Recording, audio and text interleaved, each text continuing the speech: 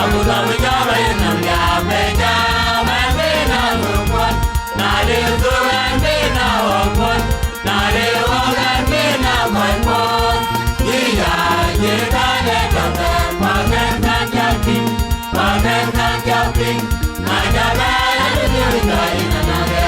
Doa bermain jiwa, nalar jiwa baik baiknya, dipan dijok, minum yakin.